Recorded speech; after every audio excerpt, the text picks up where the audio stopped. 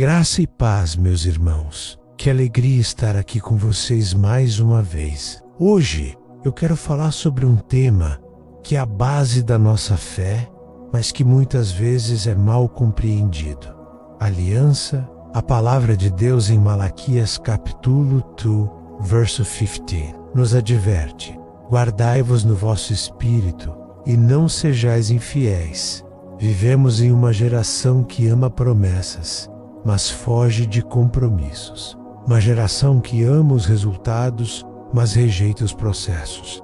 Queremos as bênçãos, mas não queremos a aliança. Mas eu preciso te dizer uma verdade fundamental. Deus não se move por emoção.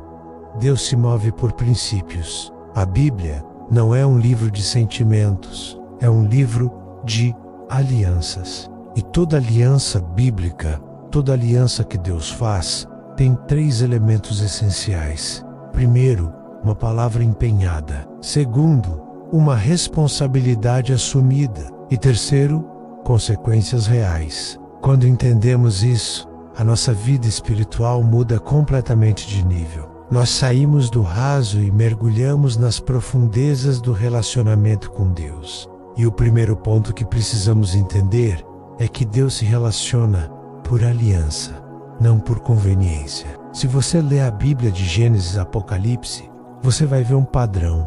Deus se revela como um Deus de aliança. Ele fez uma aliança com Noé, uma aliança com Abraão, uma aliança com Moisés, uma aliança com Davi.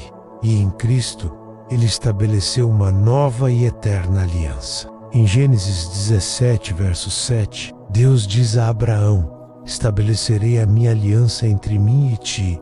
Perceba, aliança não é algo que a gente vive só quando é fácil, não é para quando convém ou quando sobra tempo. Aliança é permanecer fiel justamente quando custa. E sobra dizer sim para Deus quando a nossa carne grita não. Muitos hoje querem um Deus que os socorra na crise, um Deus bombeiro, mas não querem um Senhor que governe suas escolhas diárias. Mas não existe cristianismo verdadeiro sem submissão à aliança do Senhor. E isso nos leva ao segundo ponto.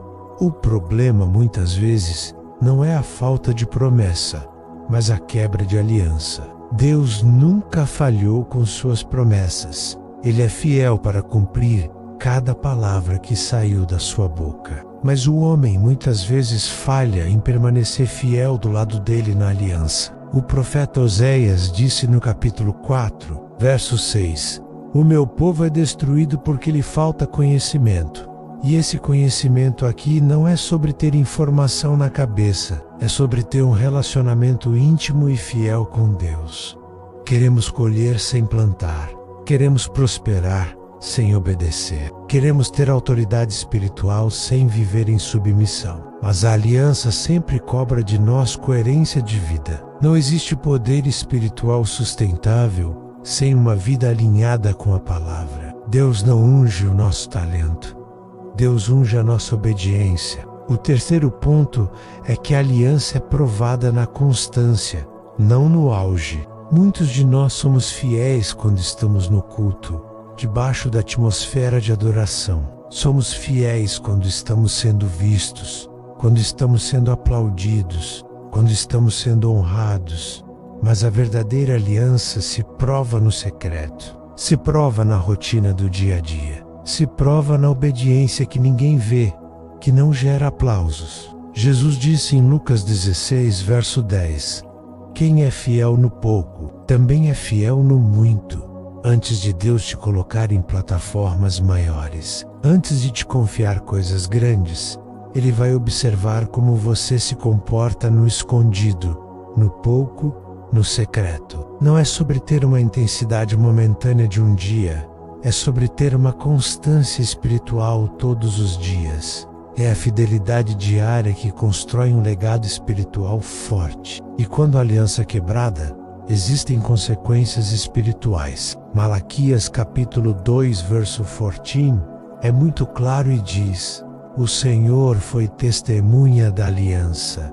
Deus está vendo. Ele é testemunha do nosso compromisso. Quando quebramos a aliança com Deus, nós começamos a perder sensibilidade espiritual, perdemos autoridade para repreender o mal, perdemos a fluidez da presença de Deus em nossa vida. Deus continua sendo Deus, Ele não muda, mas nós nos afastamos do lugar de cobertura, do lugar de proteção. Santidade não é legalismo, irmãos. Santidade é proteção espiritual para a sua vida e para a sua família. É um muro que nos guarda. Mas no meio de tudo isso, existe uma boa notícia, a melhor notícia de todas. Deus não desistiu da aliança. Em Lucas 22, verso 20, Jesus, na última ceia, pega o cálice e diz: "Este cálice é a nova aliança no meu sangue." Jesus não apenas pregou sobre a aliança, ele selou a aliança definitiva com o seu próprio sangue. A cruz não foi um símbolo de emoção passageira, foi um ato jurídico espiritual que mudou a história para sempre. Na cruz, a nossa infidelidade encontrou perdão, a nossa falência espiritual encontrou redenção, a nossa fraqueza encontrou a graça de Deus. Mas entenda, graça não é uma licença para vivermos de qualquer maneira. Graça é o poder de Deus que nos capacita a viver uma vida alinhada, uma vida de aliança com Ele. E hoje, Deus não está te chamando para sentir algo, Ele está te chamando para se posicionar. Talvez você precise restaurar a sua aliança com Deus, voltar à obediência em áreas que você negligenciou, alinhar a sua vida com a palavra dele. A decisão de Josué ecoa até hoje. Escolhei hoje a quem servireis.